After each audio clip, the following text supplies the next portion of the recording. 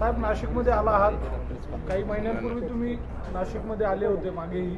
त्यावेळेला काही जागांच्या संदर्भात आपलं मागे बोलणं होणार होतं.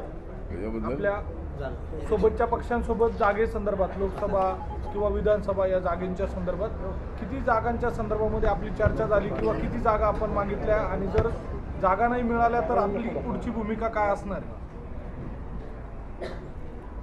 जागेच्या संबंधामध्ये अजून काही चर्चा झालेली नाही, पण RPIला 2 जागा मिळाव्यात अशी सूचना आपण केलेली आहे. अधिकृत बैठक अद्याप त्या संबंधात झालेली नाही. त्यामुळे RPIला 2 जागा मिळाव्यात. एक जागा शिर्डीची आणि दुसरी कोणती एखादी विदर्भातली किंवा इतर ठिकाणी जागा मिळावी. आणि 2 जागा जर मिळाल्या आणि त्या आमच्या निवडून आल्या तर आमच्या पक्षाला राज्यामध्ये सिम्बॉल मिळणार आहे, रिकग्नायझेशन होणार आहे.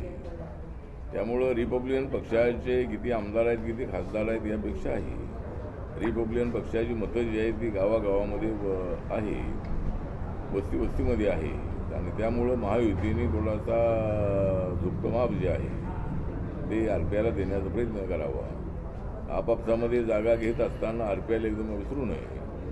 आणि रिपब्लिकन पक्ष एक छोटा पक्ष असला तरी मतं बॅलेन्सिंग असणारा अशा पद्धतीचा पक्ष आहे.